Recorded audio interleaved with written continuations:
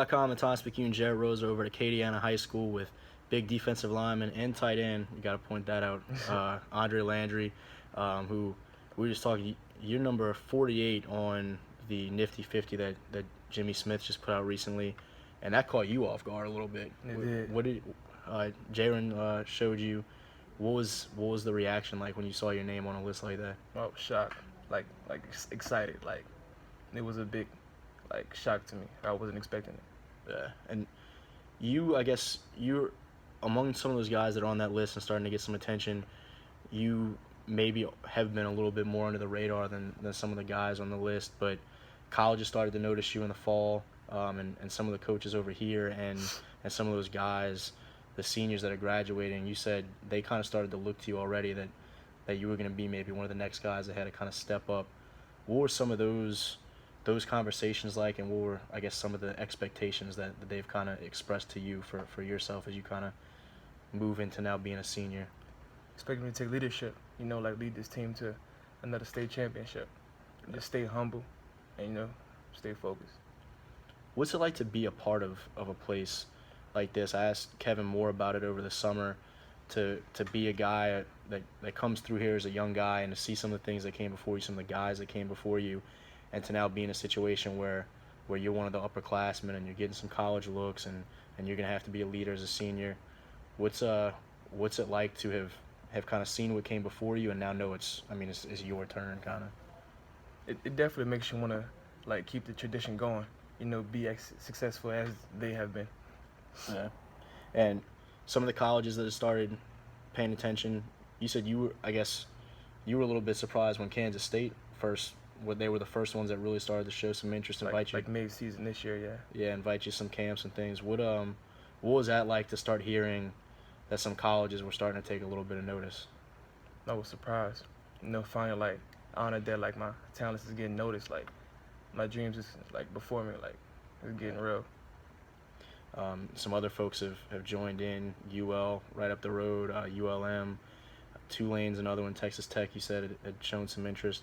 What are some of the things that you've heard from those coaches, whether them kind of telling you a little bit about their programs or things that they've liked about you? They definitely see my athleticism on the field, and they see me playing, being successful as a defensive end and a tight end on both sides of the ball. And you, we mentioned that a couple of times now. You're going to be playing a lot more offense this year. That's going to be a pretty big role for you. Yes, sir. What are your thoughts about taking on a bigger role offensively than maybe you've had in years past? I told the coaches anywhere they want me, I'm glad to do that. Yeah. Anything to help the team out, I'll play it. And the work as a defensive end that has started to catch a lot of people's attention. What have been some of the things that you've kind of felt good about so far that you've had some success and feel like have been kind of your strong suits that have helped help the team in a big way, put you on the map a little bit and all those things? I would say probably my speed to rush the outside, using my arms long to help me. Yeah, that would. What are some of the things that moving into this off season are things you're thinking about maybe working on still some too? Are there real specific things that you're feeling like I gotta fix this and this, or is it just kind of a little? Definitely, I want to work on my footwork a little more and probably my hand techniques.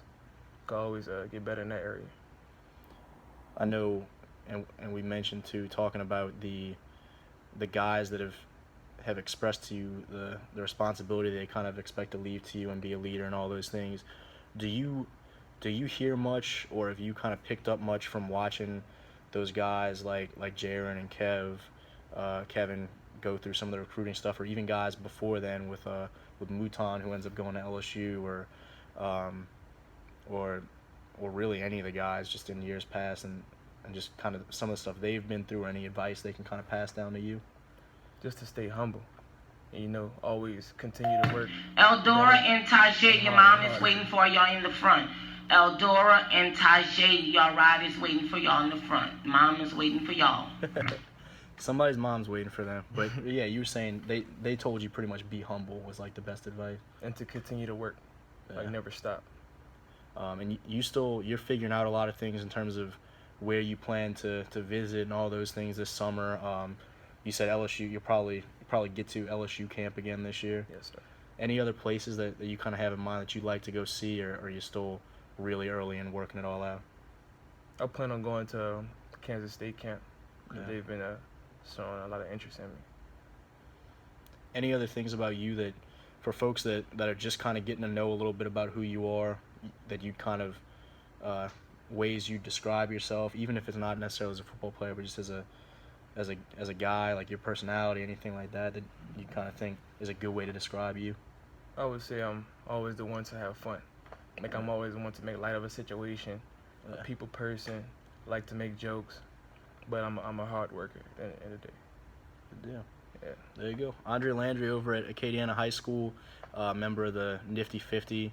Going to be a guy to watch, particularly this spring, summer, and then into his senior year, as he not only continues to play that role as a defensive end, but gets some more opportunities on offense at tight end as well. For NOLA.com, I'm Thomas McHugh and Jared Roser.